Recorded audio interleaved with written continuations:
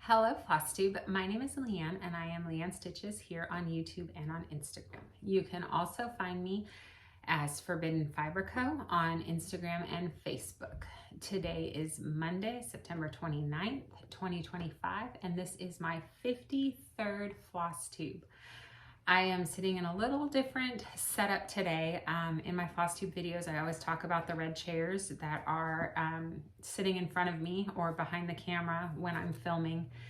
And right now I have all of my filming stuff set up to film a vlog about knitting the 13 days of Sherlock Holmes boxes that are going to be opened in a few days.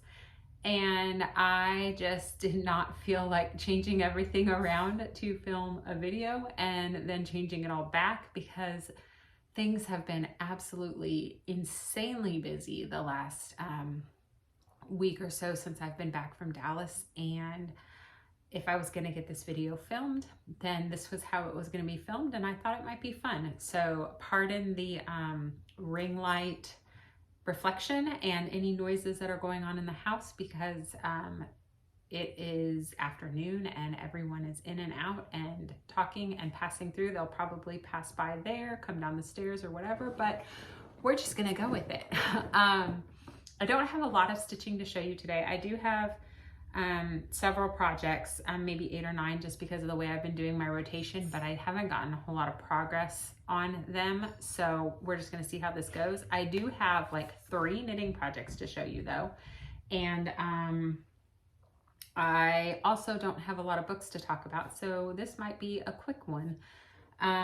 Most of the reason why I don't have a lot of things to show is because of the trip to the Dallas Fiber Fest that I took last week, the week before, I don't know. I left on Wednesday, I came back on Monday, and I pretty much crashed for like a week after that. And then now it's Tuesday again. So I think I left almost 2 weeks ago and time has just flown. I got a little bit of stitching while I was gone. I got a little bit of knitting in while I was gone, but not a lot because mostly I was just working and really tired. So let's just jump right in. As always, the first project that we're going to start with is Marvel Heroes, and this is by Popular Cross Stitch, and a shop that is no longer open on Etsy, but this is the project that I stitch 50 stitches a day on, or 1,500 stitches a week in the event that I am gone like I was. So I think I only have 75 stitches left to do over the next 2 days to hit my goal this month, so that's exciting. And there is where I'm at, and I have been working in this section the last 2 weeks, and I've randomly gotten a lot of colors in there done to finish out my threads because right now I'm working in here and they share colors. And even though that is many, many, many weeks ahead of work, it's just kind of worked out that way. So again, I haven't been stitching much, especially on this project because I've been out of town. So in the last 2 weeks, I got 495 stitches done, and I am sitting at 76,552 stitches out of 105,200, and I'm at 72.77%. So between last video and this video, I barely even moved 0.5%, but progress is progress, right? And like I said, I do only have 75 stitches left to finish this month's goal, so I think I'm doing okay. The next project I have to show you is Sleigh Ride by Praiseworthy Stitches. And I started this project with Zan from Crazy Band Lady Stitches and Sarah from Memphis Sarah E, as well as a couple of other people. And I broke this project up into 13. My words are failing me today. I broke this up into 13 parts starting December of last year. We started this on December 1st, and the goal was to finish this by this December. And I am a little bit behind, but I am doing my best to catch up. I am currently working on August's section. Let's see if I can do this. Everything's backwards in the video today. So I am working in this section over here. I finished this house, and then I am attempting to make it to, let me see, this is backwards. So I am attempting to make it from this house to this lamppost and everything in between for this month. So that's where I'm at. And I've been working on a lot of snow and the trees, and I did just do the snowmen this week. And I think I did this guy yesterday. And I've also been filling in down here with the sparkly thread. I'm using some of the called for fancy flosses, and I am also using some Forbidden Fiber Co. fancy floss from Stash, and I am stitching 1/2 on a 36 count Silent Night by Forbidden Fiber Co. I tried to do a little bit extra this week on this piece just because I wasn't in the mood to switch projects a lot. I've been really tired. So I've been stitching sometimes an hour a night on this instead of the 30 minutes that I previously was. So trying to catch up a little bit. The next piece I have to show you is All Hallows Eve by Joan Elliott, not Jane Elliott. This is one of my fall rotation pieces where I spin a wheel on Monday and Tuesday night for one of 4 projects. And it took me an entire month of September, but I finally got to the 4th project on my wheel. And there is where I'm at. And I had stitched pretty much the entire first page or most of the first page previously. And this time I decided that I wanted to finish across the top. And that way I can do more like I do on my full coverage and show like the entire alphabet instead of just half of it before moving down to the next scene. I thought it would be a little more satisfying to see the project done like that. So I did this section in here. I kind of finished out that tree and did this little section down there and did the border in there. I didn't get a whole lot done, but again, it's only 30 minutes. So, you know, that's about as much as you can get done in 30 minutes. I am stitching that on a 32 count opalescent. It was just a test color when I was learning to dye fabric, and I'm using the called for black DMC and whatever this color is, I didn't write it down, but it's also called for. The next fall project I have to show you is Touching the Autumn Sky by Mirabilia. This is my Thursday night project. I spent 30 minutes on Thursday working on this, and I actually did not stitch on this on Thursday. I think I ended up going to bed that night and I stitched on it on Friday instead because I really didn't want to miss another week of working on it. So there's where I'm at. And again, I only worked 30 minutes on it, so I didn't get a lot of progress. And I am just kind of filling in. I'm pulling a color from up here and just pulling it down. I think I did some colors in there and these leaves and maybe over here a little bit, but I really don't remember. Like I said, this week has been kind of a blur. Mostly just been really tired recovering from Dallas Fiber Fest. The last fall project I have to show you is Autumn Bookshop, and this was my birthday start this year. I can never remember the name of the shop. It's like Miana Crafts on Etsy. I will try to remember to put it down in the description box. I don't think I remembered to do that last time, but I stitched on this. Technically, I was supposed to stitch on it Friday, Saturday, and Sunday for 200 tint stitches each night, but I did not stitch on Friday night. I did 215 stitches on Saturday, and then I did 502 stitches last night. So that's a total of 717 stitches, tint stitches. And I am stitching this 2/110 stitch on just an easy grid. And I was picking symbols in a 10 by 10 block around that H, and then I was kind of stitching them all throughout the bookshop sign. And then I picked one of these blues to finish out to just kind of go through there. And my goal is to finish the bookshop sign first, just so I have something fun to look at. And I figure that'll take me a while, and then I can decide from there where I'm gonna go. So there's that. I realized that I never told you what I was stitching Touching the Autumn Sky on. That is on a 32 count Babbling Brook by Forbidden Fiber Co.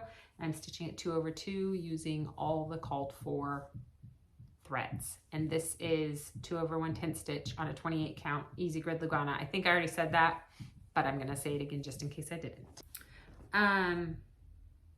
I have 2,488 stitches out of 235,000 done on Autumn Bookshop for a completion percentage of 1.06%. So I made it to 1%. So it's not a lot, but I'm happy because it's progress. For my focus pieces this week, this is where I really fell down hard. I only worked on 2 over the last 2 weeks. It is what it is, but hey, I got something done. I'm just happy I did not fall into a 6-week coma like I did after my last show. The first piece I have to show you is Reader's Paradise. It is artwork by Amy Stewart, charted by Hade, and this is one of my favorite charts. I'm stitching this 1/1 full cross on a 25 count easy guide, and see if I can straighten this out a little bit better. And there's where I'm at. And I was working kind of in this section. I'm trying to finish this page. I can't remember exactly where it stops, but I got 1 page done and I'm trying to do page number 2. And I've just got a couple of symbols in here left, and then page 2 will be done. And then I just work the thread wherever it goes. I got 412 stitches done on this, and I don't have a completion rate because, like I said, I was just trying to get filming, and if I had to get out my tablet and check, it would have just detracted me further from not filming. Does that even make sense? I don't know. I think this is going to be one of my goal pieces next year to get some good progress on. I'd really like to get like a full page finish next year. I'm starting to try to make those goals, and I really want to make some progress on my full coverage pieces next year. The next piece I have to show you is Words to Live by Tiny Modernist. This was a Sal, I don't know how long ago. This was one of my first pieces I started when I got back into cross stitching in 2019. I started it in 2020, but I love how bright and colorful it is, and the idea was that I was going to hang it in my girl's bathroom, but that was 5 years ago, and now I'm kind of wondering if I even want to finish it. I really love it, and I would still like to hang it in my girl's bathroom, but they're much older now, and I don't know anything anymore. I'm just going to, well, here's the whole thing.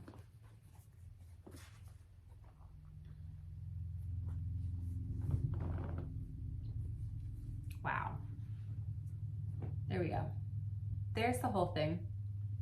And I decided to start working on this big middle block, and I did the outlining right there and this swirl thing, and then I started in on the trees. And I forgot from when I finished this block that I'm off like half a stitch on this block. And so I'm kind of trying to, rather than undo the entire block, I'm just kind of trying to, I don't know what the word is, fudge. I'm trying to fudge it. So it took me a little bit longer to get into this because I was trying to figure out how to do it. So that's another reason to do this middle block instead of going down this way, because it will allow me to do the whole middle block correctly and then position this block underneath however it needs to be positioned to make it work. I'm stitching this 2/2 on a 32 count even weave from when I was learning how to dye fabric. And I want to say the closest color in our shop is charcoal, but I know that color has changed a lot over time due to dye reformulations and everything. So I'm not really sure that there's an equivalent in the shop anymore. We do have a color called Blackboard, and it is definitely closer to the darkness that is in this pattern. The last project I have to show you is Frosty by Buttons and Beads, Mill Hill. And this is the stitching project that I took with me to Dallas, and I didn't get a whole lot done on it. Oh, that needs a back behind it. But that's where I'm at. I worked on the tree. I think I did this beading around Frosty's head and in his scarf. And I'm not sure what else, but there he is. I really only worked on it one night, maybe two, while we were gone. I actually got hurt at the show.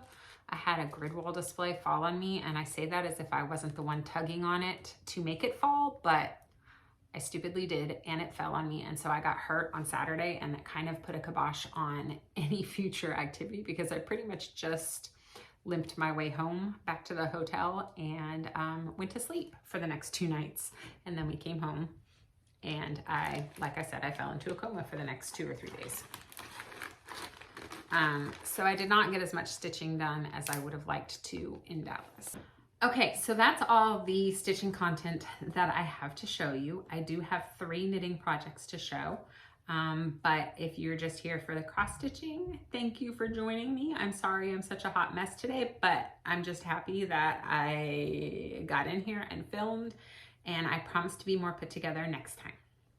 On to the knitting. I finished my stripe pipe sweater. I did not finish it by my goal date.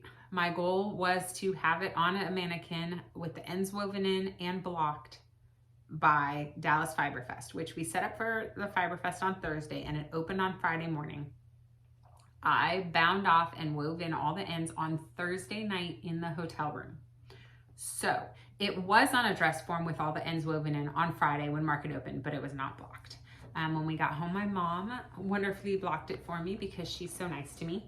And there it is. There's the sleeves that I was still working on last time I filmed. I love the little detailing at the bottom. It fits me perfectly. Like, I could not ask for a better fit. It was a little bit tight before it was blocked. It fit me. There's no doubt about it. It fit me. There was even an inch or 2 of positive ease, but it's a drop sleeve. So there's really meant to be more like 3 or 4 or more inches of positive ease. So once it got blocked, it could not be more perfect. I'll see if I can put a little video in of me wearing it, or at least a picture. At the very, very least, I'll put a picture of it on the dress form at the show. We'll see how much time I have this afternoon when I'm editing. So anyway, that's super exciting. I gave all the details on my last video, so I'm not going to go too far into it. I did use a US 5 knitting needle to get gauge, and I should have switched when I went from knitting back and forth on the top. I should have switched to a US 6 in the round. So the bottom gauge is a little bit tighter than the top gauge, but I don't mind it so much because the loose fit needs to be on top for those drop shoulders to work. And then I kind of like it a little closer to the body in the waist, just because of the way I'm shaped. I am very hourglass figure, and I feel like this accentuates that a little bit more. So maybe it was a happy accident. I don't know. The sleeves come perfectly. Like, when I did film a whole vlog of the process of me knitting it. Mostly it was lots of early morning shots of me, and one entire segment where I forgot to turn on my ring light, so it's pretty dark. But it came to about there pre-blocking, which is a little bit shorter than I like, but now the sleeves, now that they're nice and blocked, come to there, and it's just, like I said, it's just perfect. And I used 42 DK by the Forbidden Fiber Co. And I used 6 colors from our Bramble collection. The main color is Harvest Fog. This blue is Blue Hour. And then this teal is Tanglewood. This green is Blackthorn. This purple is Brambleberry. And this red is Russet Field. So it's still in the 80s here, but it's getting cooler at night. I did wear this out to dinner on Friday night with some friends, and that was really nice. So I can't wait for cooler temperatures so I can start wearing it. After my grid wall fell on me, I decided that finishing that sweater, the grid wall falling on me, I decided I deserved a new cast on, even though I really needed to come home and start knitting on my Sherlock shawl that I had been planning. I I just felt like I deserved a new cast on. And whether or not I actually did, I don't really care because I did it anyway. So the Prospect pullover by Tori Yu, or Tori Knits NYC, I think is her Instagram, came out last weekend and I was totally in love with it. It has, I'll put a picture up here. It has this garter stitch texture that is also in the Clay Tee by Ozetta. And I had seen that on another knitting podcast. It's Do So Knits. I saw her start the Clay Tee, and so I wasn't sure if I should do a summer t-shirt or another fall sweater. They both used DK. The Clay Tee used a fingering weight silk held double, and I don't carry any silk or silk blends. So I figured, I put a poll up on my Instagram and it was neck and neck for a while there. The Clay Tee eventually pulled ahead, but I made the executive decision to do the Prospect pullover instead, mostly because of the collar. And I'm working on the collar right now actually, but it's a ribbed collar, and the Clay Tee had more of a rolled neck, and I'm just not a fan of that look. And I could have very easily changed it into a ribbed collar, but I didn't. So here's where I'm at. This is another drop shoulder pullover. So you start on the back, and there's a lot of short rows in there, and I just want to show you these short rows with this texture. Is amazing. And honestly, Tori posted a picture of the back with the short row, and that's really what the other thing that convinced me to start this.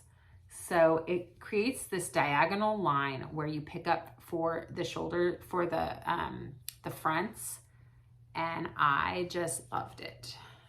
Here's the fronts. So you knit the back, and then you pick up at the shoulder and you knit down, and then you knit this shoulder down, and then you join it under the neck. You cast on a few stitches and join it under the neck, and then you keep knitting down until you get to the underarm, and then it goes in the round. So that's where I'm at right now. I just joined. It's a little hard to see with my needles, but I literally got that far when I ran out of my first skein of yarn. So for one skein of yarn, that's not bad. There's 275 yards in our 4-2 DK. So I did the same thing that I did on the stripe hype. Is I went ahead and I picked up stitches for the collar, and I am working on the collar right now before I continue on down the body. I am using another color from our Bramble collection. This is called the Gathering Hour, and it is layers and layers of like golden ochres and teals and blues, and it makes this really pretty tonal green. And I knew as soon as I was like winding up the skeins and photographing them that I knew I needed a sweater in this color, or a top in this color. So that's what I'm making. The other thing I want to highlight is this texture, and I thought it was just garter stripes, but there's actually like a ribbing in there. I don't know if you can see it, but it's really neat. So yeah, this is just a couple days of knitting. I started it on Sunday at the Fiber Fest, and then I knit on it for a couple days when I got home while I was just vegging and chilling, and before I started my Sherlock shawl, and before I really got back into stitching. So it knits up really fast. I am using, again, it's the same gauge as the stripe hype, so I didn't even swatch this one. I know that's really bad of me, but it was the same gauge. So I did US 5s, and then I did switch to US 6s when I joined it all in the round. So I'm doing it by the book this time, just to see what the difference is. So yeah, there's that project. And then the last project that I'm going to show you, and if you ordered a Sherlock yarn box and you have not opened it yet and you do not want any colors ruined, this is your cue to turn away. I'm only going to talk about it for a few minutes. I will like flash a thing on the screen that says when it's safe to watch again. Yes, because if you fast forward, I don't know. We'll see if it works. But anyway, here it is. I've only done 2 colors so far. The main color is this one, and this is the first color you open in the box. It's called The Game's Afoot. And then the second color is this really pretty red, and this is called A Study in Scarlet, and that is that color right there.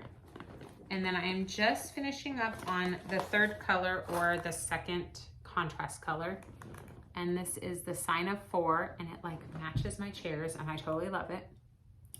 And all I'm doing is I started out with a garter stitch border, and then I put in a red stripe of the first color, and then I did this arch pattern. I don't know how well you can see it, but I did an arch pattern with lace. It's just yarn overs and knit two togethers and slip knits. You might be able to see it a little bit better there. I thought, you know, Sherlock is very Victorian London, and then if you get into the Robert Downey Jr. movies, they're very steampunky, and so I thought the arch was kind of gothic steampunky, and so it's not at all the way I originally planned it. Originally, I was just going to do 2 repeats of lace before moving on to the next color, but then I decided to put these stripes in between. So I have 2 sections of the first color, and the arches are offset. And then I have 2 sections of the second color, and I am in the middle of my stripes, and then I will join the third color. And just so I do not ruin anything any further, I will not show that third color. However, I am thinking of filming an unboxing of all of the cross stitch and the knitting boxes.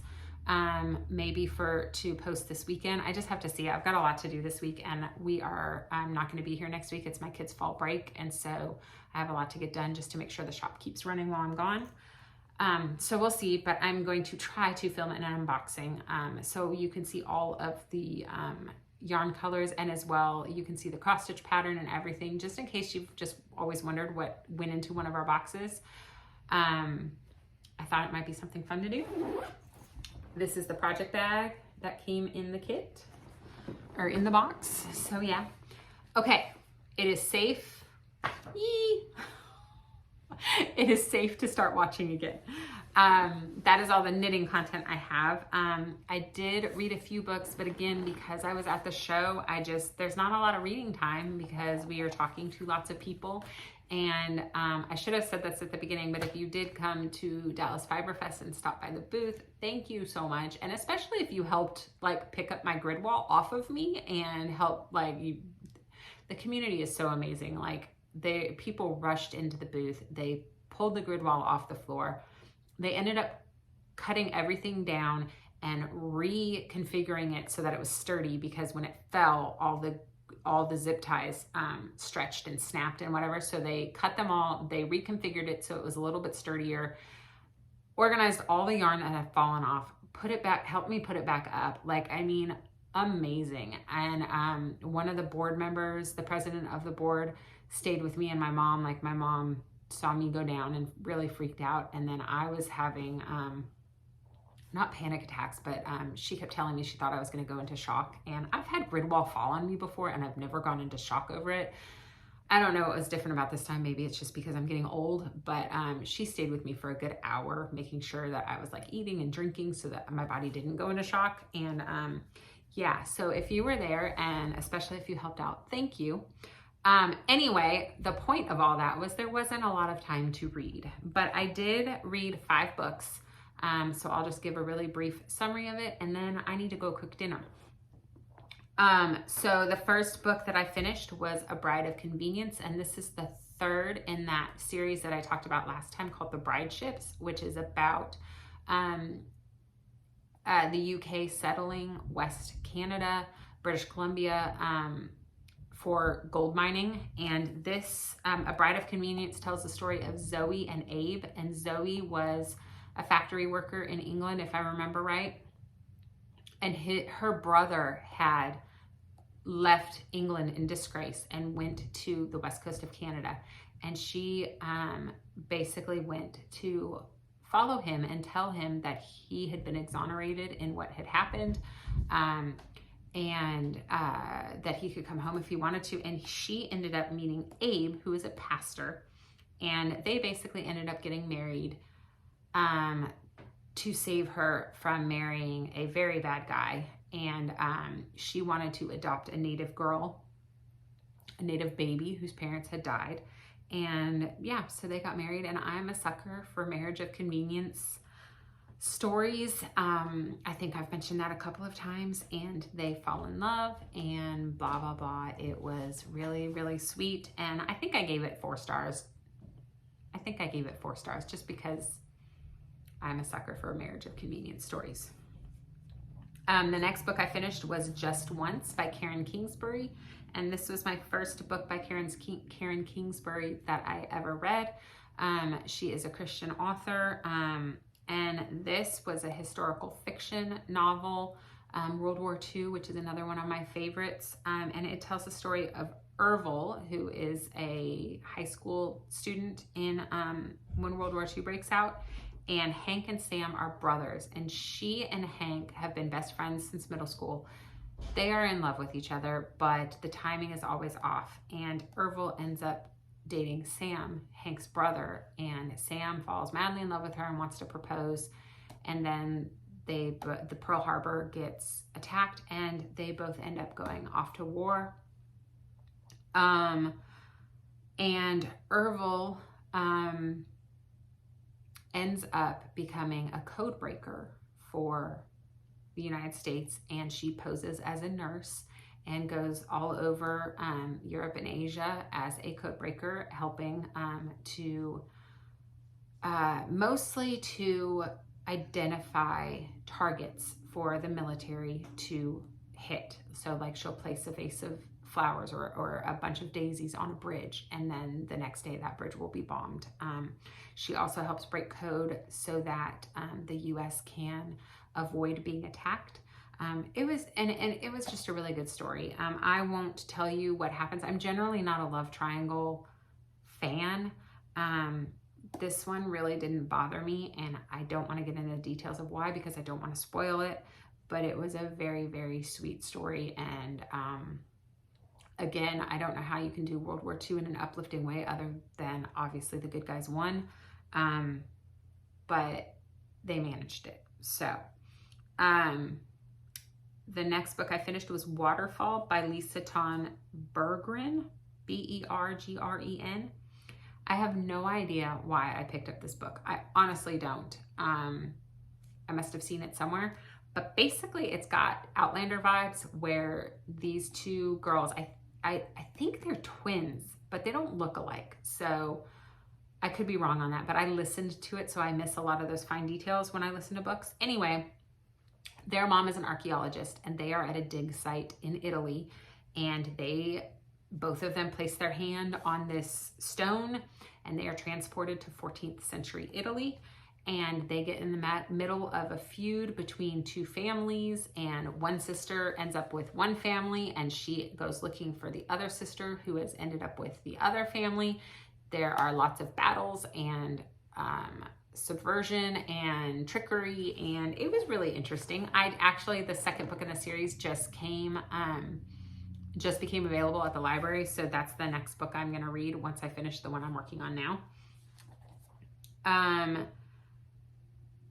The next book I finished was The Four Winds by Kristen Hanna, and this is the second Kristen Hanna book I've read. It is the second Kristen Hanna book that absolutely wrecked me, and it is the second Kristen Hanna book that I gave 5 stars to. The Four Winds tells the story of the Dust Bowl in Texas and what it was like to migrate to California looking for work after being absolutely destroyed by the Dust Bowl. And I don't know what it's like in other states, but in California, we really glossed over the history of a lot of these things that happen in other states. I call California ethnocentric, like call it whatever you want. I really do not remember learning much about the Dust Bowl, and obviously we learned about the Great Depression, but we did not learn about this side of it that took place in Texas and the Plains states. And I took 3 years of U.S. history. I took a year in 8th grade. I took AP US History in 11th grade, and I passed the AP test. And then I took another year of US history at the college level when I was a senior in high school I was trying to get ahead of that prerequisite in college so that I could graduate early. And I don't remember ever learning about it. And I learned more about what happened and the devastating effects of the weather in the 1930s in this book than I learned in those 3 years of US history. And not only that, but something that the author said in her interview after the audiobook, which I was listening to because I was finishing something up, she said that not only does she strive to tell the human side of these stories, but she also strives to tell the viewpoint of the woman, because history is mostly written by men, and not that that's not a valid point of view, but you really don't see the other side of things. And as a woman, I relate to things that women have to say more. And this was a mother looking after her kids when they were starving and getting sick, and it just wrecked me. So essentially the story is Elsa is it starts out with her being an 18-year-old girl, and she grew up in a very affluent family, but she did not grow up feeling loved. All the love was reserved for her two sisters.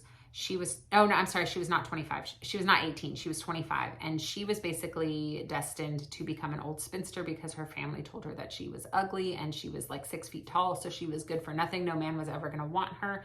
And she might as well just resign herself to being a spinster.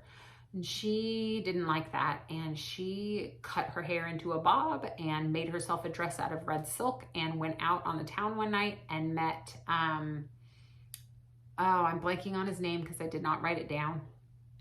He was 18 and they slept together in his dad's truck in the middle of a field, and she got pregnant. And so her family disowned her. Her dad basically dropped her off at the front steps of the boy's family and said, "She's your problem now." And she and this boy got married, and she had the baby, and the husband just couldn't deal. They ended up having 2 more children. One of them died. But he just couldn't deal, especially once the Great Depression hit. You know, they had been wheat farmers and they were very successful, and I wouldn't say rich, but they were well off.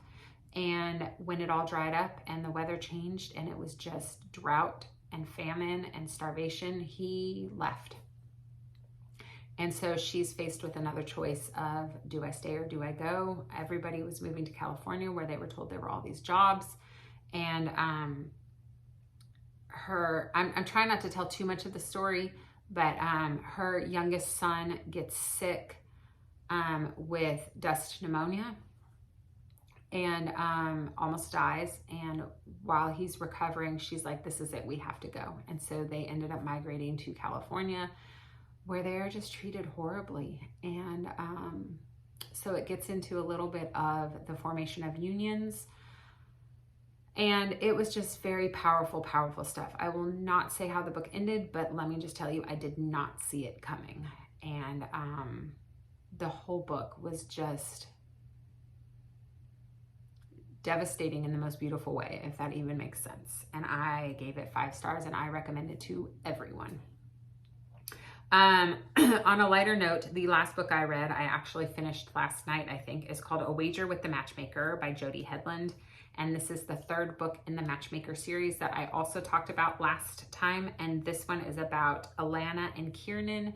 Kiernan is the son in the Shanahan family, and Alana is a maid. Her brother immigrated from Ireland to St. Louis, and he fell in with a gang unknowingly, tried to get out, and they are now after him and they want to kill him. And the gang leader wants to marry Alana, and he says that is the only thing that will get the brother out of trouble. So the matchmaker, whose name is Brennan, I want to say, but I could be very wrong about that. He wants to match Alana and Kiernan together because the only way that Alana can get out of marrying the gang leader is to be matched and get married. So Brennan wants to put Alana and Kiernan together, but they're both too stubborn, and they both end up making a wager with him that they will not fall in love with the person that he set them up with. And so he plays his games, and the story goes on from there. again, it was just another really fun book, a nice little light romance set in the 1800s in St. Louis. So that is all the books that I read over the last 2 weeks. 5 is definitely less than normal, but like I said, I was traveling and working and tired. As for shop updates, the shop is chugging along. We just closed out our Advent pre-orders. We do have a few 25-day Advent boxes left. I just cut off our 12-day Advent boxes, which are inspired by The Hobbit. We have a couple extras that we'll be making of those if you haven't pre-ordered them. And we just announced, while I was in Dallas, we announced our 3rd Christmas box, which is not a countdown box, and it is inspired by National Lampoon's Christmas Vacation. We have wanted to do this box for a very long time. However, I was trying to find a way to do it without highlighting the more vulgar references in the movie, and we finally figured out how to do it, and so we're very, very excited. It should be a lot of fun, and yeah, that's pretty much what's going on in the shop. We are just steadily coming up with ideas and dyeing yarn and cross-stitch stuff and shipping it out. That is everything I have today. I need to go make dinner and do all the evening things. So thank you for liking, subscribing, and watching. Commenting is the other one. That's what they always say. And I will see you back here hopefully in 2 weeks. Bye.